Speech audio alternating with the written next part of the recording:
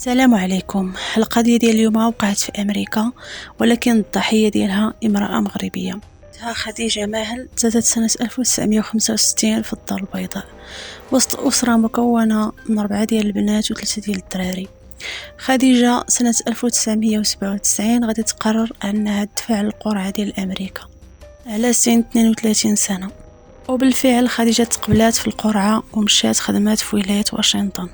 خدمات في واحد دار العجزة كمشرفة، ومن بعد عام على الإقامة ديالها في أمريكا، يعني في سنة 1998 غادي تلاقى مع الزوج ديالها محمد إقبال، واللي هو من أصل باكستاني وكان كبر منها بعام، يعني كانت عنده 33 سنة. تعرفوا وقرروا أنهم يتزوجوا. عاشوا حياتهم عادي، هو كان عنده محل ديال الآيس كريم، هي خدامة وهو خدام، ورزقهم الله بجوج ديال الوليدات. كانت الأمور بيناتهم مزيانة بزاف حتى لسنة 2007. إقبال محمد غادي يتعرض لواحد الإفلاس، يعني غادي يدير فايت بسبب الأزمة العالمية اللي كانت في ذاك الوقت. داكشي اللي خلى أنه ما يبقاش خدام وغادي يلتجأ للقمار. هادشي اللي خلاه يولي مدمن وما يبقاش يتسوق انه يقلب على خدمه اخرى، وكان دائما تيقول لها انا بغيت نربح في القمر باش نجمع داك الفلوس اللي خسرت ونعاود نحل المحل ديالي. خديجه ما عجبهاش هذا الوضع نهائيا، لانها دائما كتقول له تقلب على خدمه وخلي عليك القمر، راه غير ادمان وما غدير به حتى شي حاجه. هادشي اللي كان تيخلق بيناتهم صراعات، خاصه ان اقبال ما كانش كيتقبل الهضره ديال مرته، وكان دائما النقاش ديالهم كيسالي بالمضاربه والغوات وما كيخرج حتى شي نتيجه. خديجه كانت كل 3 سنين كتجي تزور العائله ديالها في الدار البيضاء، كتجي مع وليداتها، اما راجلها ما كانش كيجي معها لانه ساكن بطريقه غير قانونيه في امريكا. داكشي علاش ما يمكنش ليه يجي المغرب.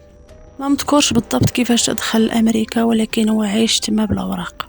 صراعات بقاو بين خديجة ومحمد دائما بسبب ذاك المشكل، لأنه رفض تماما شي حاجة سميتها أنه يقلب على خدمة، بالرغم أنه ديجا دفع أنه يولي سائق طاكسي، ولكن يمكن ما تقبلش، وأيضا خدم شي أيامات ليفرور، ولكن كان دائما تتعاطى القمر، ويمكن ما كانش كيطول في أي خدمة كيمشي ليها.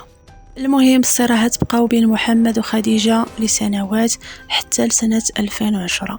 في الربيع ديال داك العام غادي تقرر خديجة أنها تجي تزور عائلتها، جابت وليداتها وجات لكازا.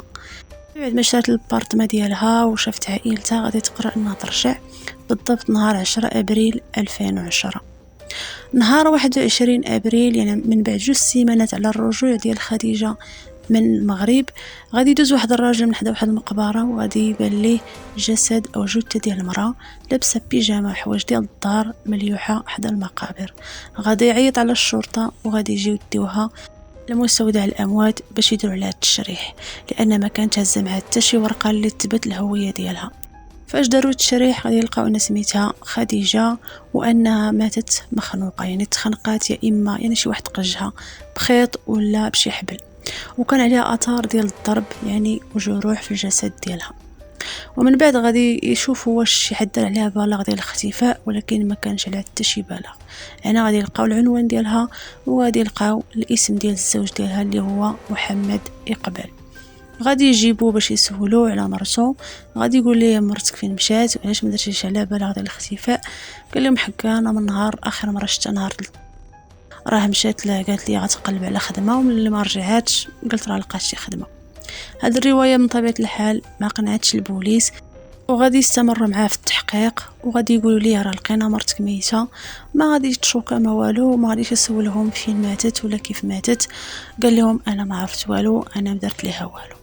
ومن بعد ايام مع التحقيق والانكار ديال محمد، اخيرا غادي يقرر انه يقول لهم كل شيء. في ديك اللحظه جلس قال لهم جيبوا لي شي حاجه نشربها وغنقول لكم الحقيقه كامله. قال لهم من بعد ما جات من المغرب 3 ايام وقع بيناتنا واحد المضاربه، واحد الغوات، واحد المناقشه على دائما المشاكل الماليه اللي بيناتنا، لانني درت فايت وما بقى عندي فلوس وما مسوقش نخدم وعندي مشاكل اني مدمنه على القمر. داكشي اللي خلانا دخلنا تاني الصراع. كنا كنتناقشوا، تطورات المناقشه ديالنا، بدات كتهددني لانها دائما كتهددني انها غادي تهز وليداتها وتمشي بحالتها، وهذا الشيء اللي عصبني ودخلني في واحد الحاله من الهستيريا. وهزيت واحد الخيط ديال الضوء وشنقتها، بقيت 10 دقائق وانا شادها من عنقها بداك الخيط تتاكد انها ماتت. من بعد ما طاحت على الارض شديتها ولويتها فواحد الازار ديال الناموسيه وخشيتها تحت الناموسيه. خرجت عند الوليدات قلت لهم راه ماماكم رجعت للمغرب وغادي ترجع. ومن طبيعه الحال حيت الاطفال باقيين صغار، حيت السن ديالهم ما بين 6 و 8 سنين ديك الساعه، فتيقوا باباهم. شد داك الخيط باش قتلها ولاحو فواحد البركاصه ديال الجيران. من بعد جات داك البيت فاش كاينه الجثه ديالها وتصرف عادي لغت ليه دا وليداتو للمدرسه. وفي الليل غادي يمشي عند واحد جارهم من بعد ما قرر انه يتخلص من الجثه ديال الزوجه ديالو. مشى عنده قال لي عافاك واش ممكن لك تسلفني طوموبيلتك باش نجيب مرتي من المطار راه جات من المغرب. وداك الشاهد سميتو محمد كبيري وقال لي ياك الرحلات بين المغرب وامريكا ما كاينينش بالليل. قال لي لا حكا راه غادي تجي من اوروبا. مشى عطاه الطوموبيل ومن بعد ساعه غادي يرجعها ليه. على حسب التصريح ديال اقبال محمد قال لهم انا مشيت دارت بالطوموبيل تتاكد بلي واحد الشارع يعني حدا ديك المقبره ما كاين حتى شي واحد، وحطيتها تما وجيت بحالاتي. شرطه غادي يمشيو عند داك الجار غادي يديروا معاه التحقيق واعترف لهم بداك الشيء اللي تقال. يعني قال لهم انا عطيت على اساس غنجيب مرته، ولكن فاش رجع من بعد ساعه قلت لي فين هي مرتك قال لي حكا راه مازال غادي تبقى واحد شويه تما في اوروبا وعاد غادي تجي.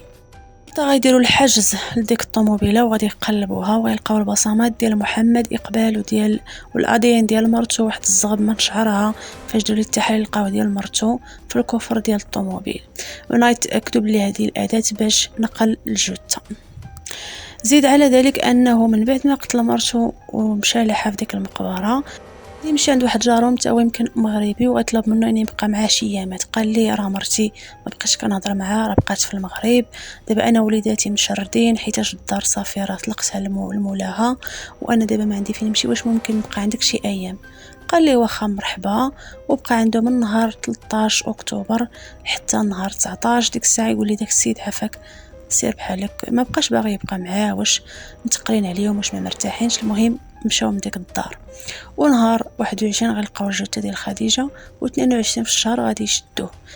من بعد عامين ديال التحقيق والبحث في هذه القضيه هذه غادي تبدا المحاكمه ديال محمد اقبال تهمه قتل الزوجه ديالو خديجه وتهمه هي من الدرجه الثانيه.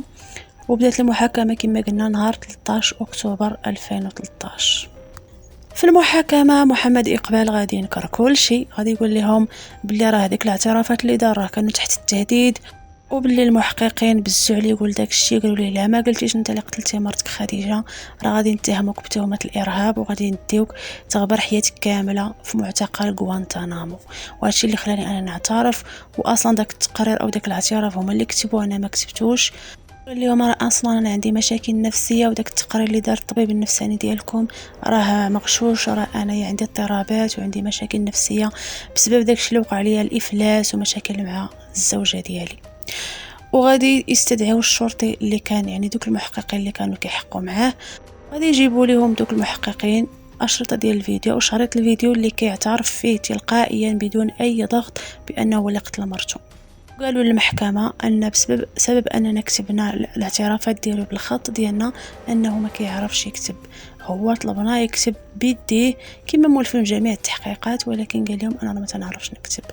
ولكن الاعترافات او الشهادات ديال الجيران وداك البصمات اللي لقاو في الطوموبيل ديال الجار والادي اللي لقاوه في الجثه ديال خديجه، اضافه لواحد الاتصال ديال 911 انا اتصلت واحد النهار بالشرطه قالت لهم راه كيهددني. قال لها حيت فاش كانوا كيتناقشوا بسبب المشاكل الماليه وداك الادمان ديالو على القمر، غادي يقول لي غادي تسكتي ولا نقطع عليك لسانك. هادشي ورد على حسب الاقوال ديال اختها اللي سميتها عائشه. كانت قالت لها واحد النهار فاش جات المغرب قالت لها راه فاش قلت لي خصك تجمع راسك تمشي تقلب على خدمه راه هادشي بزاف، غادي يقول لها الا ما سكتيش غنقطع عليك لسانك. وهنا خفت وعيط على 911. من بعد بقى تيرغبني وتطلبني وقال لي نسي داك الشيء راه غير زله مني وراه غير تعصبت وقررت انني ما نكملش المكالمه. هذا الاعتراف هذا قالته الاخت ديال خديجه لواحد الصحيفه وطنيه، يعني ماشي مشات للامريكان وقالت هذا الشيء. بالنسبه للمحاكمه تحكم على محمد اقبال سنه 2014 بالضبط في شهر فبراير ب 24 سنه حبسا نافذه. سنة 2017 غادي يحاول محمد إقبال أنه يدير الاستئناف للحكم الأول، وقال لهم هذاك الشيء كامل اللي قال في المحاكمة الأولى بأن داك التقرير ديال المحققين راه كان تحت الضغط والاعتراف ديالو وباللي هو ما قتلش مرته، ولكن المحكمة ما غاديش تاخذ بعين الاعتبار الشيء كامل، رغم أنه حاول الدفاع ديالو أن يتعاد تحقيق من جديد، يعني تلغى التحقيق الأول ويتعاود أن يدار عليه اختبار ديال الطبيب النفسي، ولكن المحكمة أيدت الحكم الأول. محمد ما استسلمش، داز عام في 2018 غادي يحاول محمد إقبال يطعن تاني في داك الحكم، وقال لهم بلي راه ماشي عادل وبلي راه ما دار والو وبلي المحققين تعداو عليه وكذا وكذا، نفس السيناريو اللي قال في الاول. ولكن المحكمه ما تسوقاتش ليه وما رفضوا ليه داك الطلب ديال الاستئناف وبقى نفس الحكم عليه. بالنسبه للجثمان ديال خديجه من بعد ما تلقى ودار عليه التشريح ديال الطب، يعني من بعد شي 5 ايام نهار 26 ابريل بالضبط غادي يتبلغوا ماشي من طرف القنصليه ولا الشرطه، كل فتره سألنا تعلم القنصليه المغربيه باش يعلموا العائله ديالها، لا فقط من طرف بعض الجيران المغاربه اللي كانوا كيعرفوها هما اللي خبروا العائله ديالها. خوتها اللي كانوا في الخارج غادي يمشيو وغيتكلفوا بجميع الاجراءات ديال نقل الجثمان ديالها باش تدفن في الدار البيضاء، بالرغم انه ما شافوهاش 10 سنين، بسبب ان ربما فاش كتجي هي كيكونوا هما في اوروبا بقى فيهم الحال بزاف، لان الاخت ديالهم كانت عزيزه عليهم، كانت انسانه متواضعه وظريفه مع كل شيء، بقى فيهم الحال بزاف لانهم ما شافوهاش لمده 10 سنين. بالنسبه للاطفال ديال خديجه فبسبب انهم صغار، لانه كانوا ما بين 8 سنين و6 سنين، فالحكومه الامريكيه داتهم الملجأ ديال الاطفال، وحيتاش ما كاين حتى شي واحد من العائله ديالها في امريكا باش يبقى حاضيهم ويتكفل بهم، فبقاو في داك الملجأ. حاولت العائله ديال خديجه انها تلتمس ربما انطلاقا من القنصليه انهم يا اما يعطيهم لخوتها اللي كاينين في اوروبا يا اما يصيفطوهم المغرب، ما عرفش مازال شنو وقع، لان ما تذكرش مازال السيره ديال الاطفال في حتى شي مصدر.